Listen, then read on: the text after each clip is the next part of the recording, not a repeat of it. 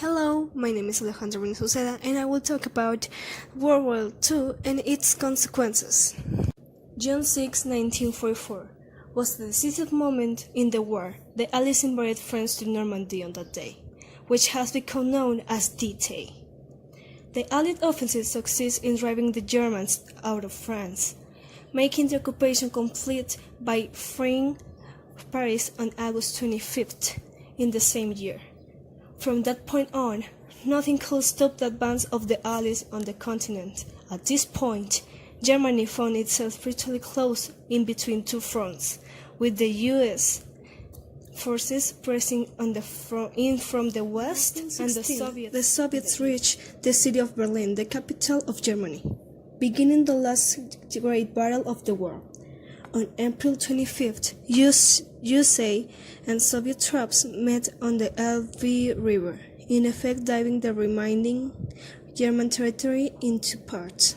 Hitler was hiding in his bunker.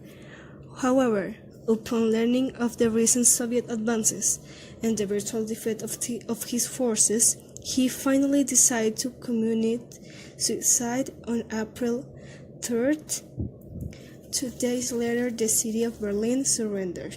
After Hitler's death, the German forces that were still stationed around Europe began to surrender one by one. Finally, on May 7th, Nazi Germany collapsed. And the last topic, Japan attacked United States Army.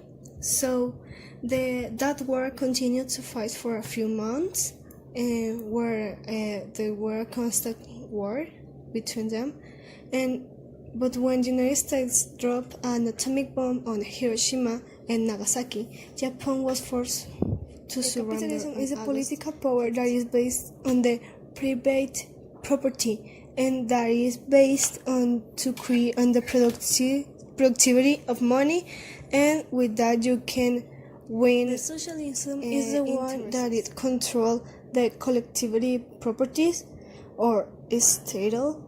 His final is to not develop social classes and that all the people have the same.